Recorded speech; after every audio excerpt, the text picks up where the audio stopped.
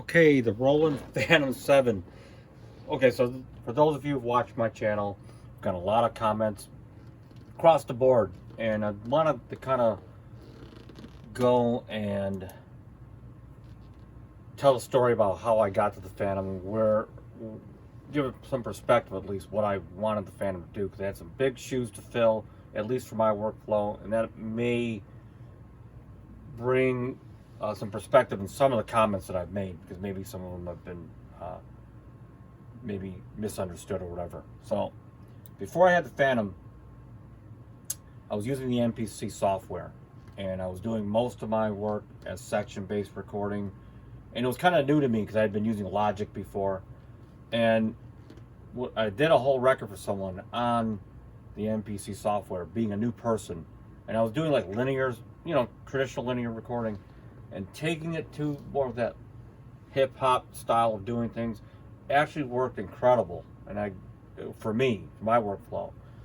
And what I would do is I would do sections, and I would have clients come over, and I would be able to take different sections and make these real quick changes on the fly, and kind of walk them through the composition process. And before you know it, we had a client that could kind of see, including myself, see what you wanted real quickly without having to make all these changes, like in a more of a linear style of recording. And then I would take it into like Pro Tools like this, and it would be more of a linear thing.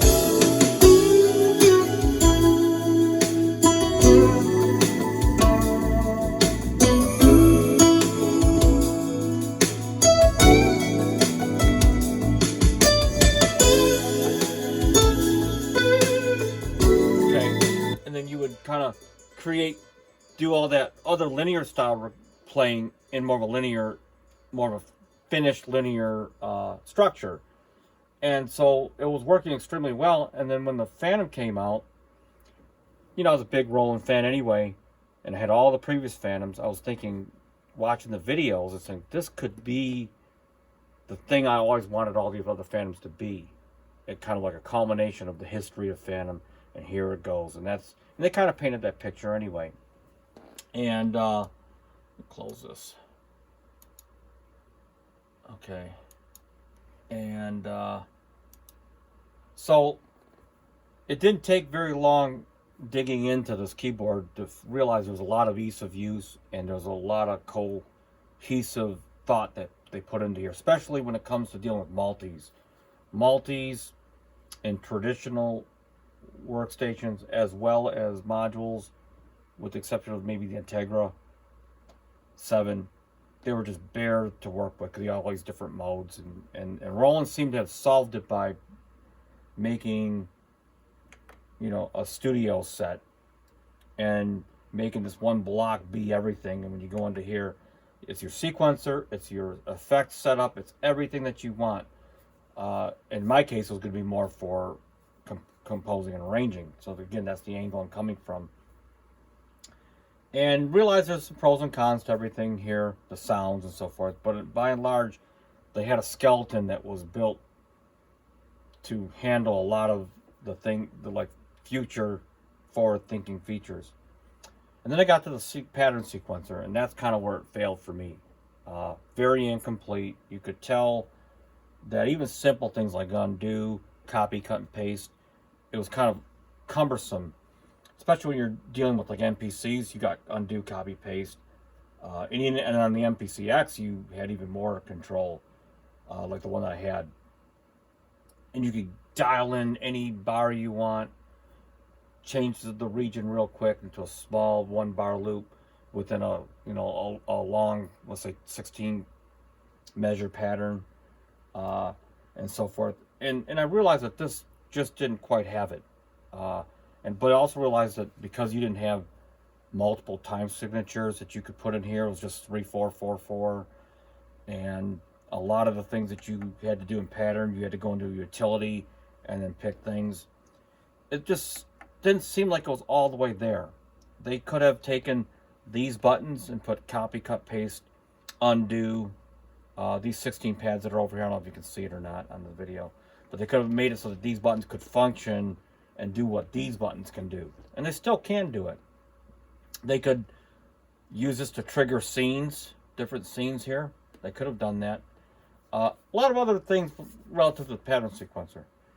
And then when I saw that they put the Integra Supernatural Synth Engine, they converted for it. Well, it made me realize that, well, why didn't they do that with all the other ones? Like the Supernatural guitars, which I really missed. And the horns and so forth, brass. As well as the Supernatural piano, which is still really good to this day. And so I realized that this baby is not finished yet. So what I've done is I've kind of regressed and moved this, since it was a new item in the studio, kind of fit it back into the studio, and now I'm back to MPC. I'm back to, linear DAW. And what I've done is I've made just a basic MIDI template. This is my controller. This is going to be a sound module that can leverage all 16 channels. And then it lives aside in these two DAWs. So I've got, of course, my audio, which I can capture pretty much anything in the studio. And I've got, in this particular template, I still got the old motif, which still lives aside to the Triton, or to the Fantom. So, and I can even layer, here's a Triton.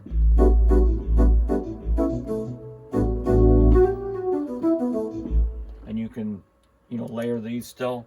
Now this is the Triton and the new Fantom.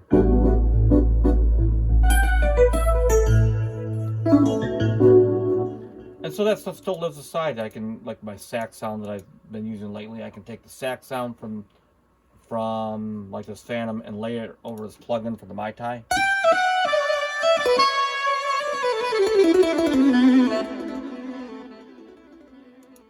Or take whatever combination that I want to use. Here's even the 5080 drums. Let me see, put it on this pattern.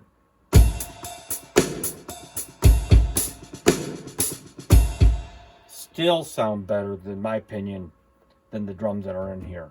They just have, and that's for the 5080 SRX dynamic drums, which is in the Integra, of course.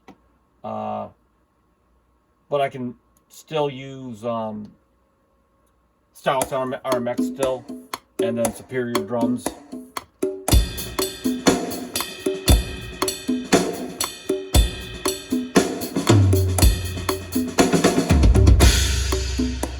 So that still can live, next to one another, and so I can leverage, like here's the Strat sounds,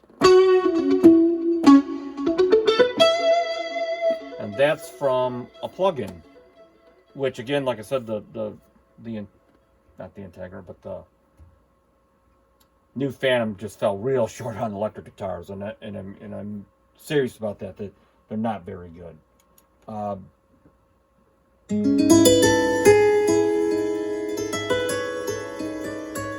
These are really, really good. I really prefer these over the Integra. So I guess here's another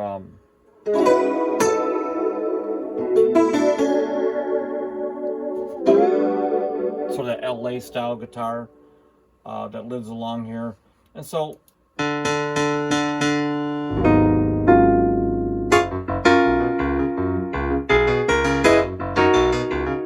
also like the electric grand that's in the 1080, it's actually in the Fantom.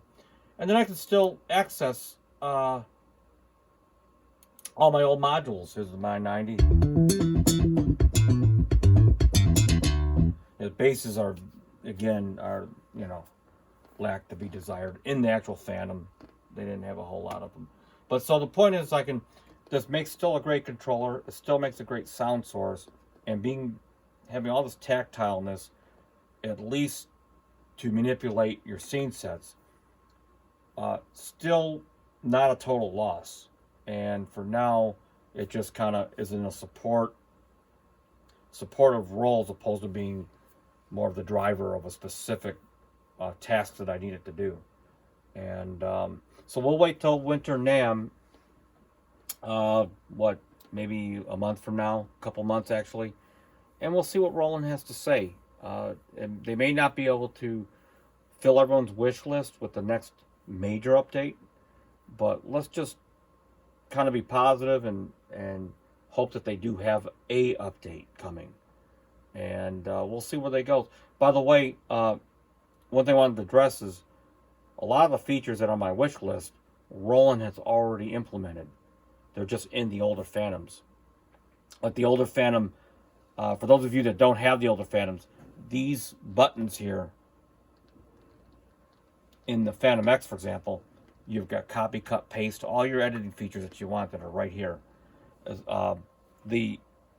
Like in the Fantom G, when you record something and you hit stop, that's going to ask if you want to keep that recording.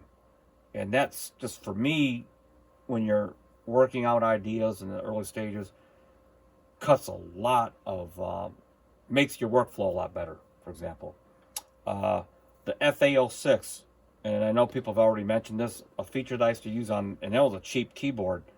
You could take your whole sequence and take an SD card, put it in there, and burn all your stems from the FA06, and then take and put them on a card and port them in your DAW.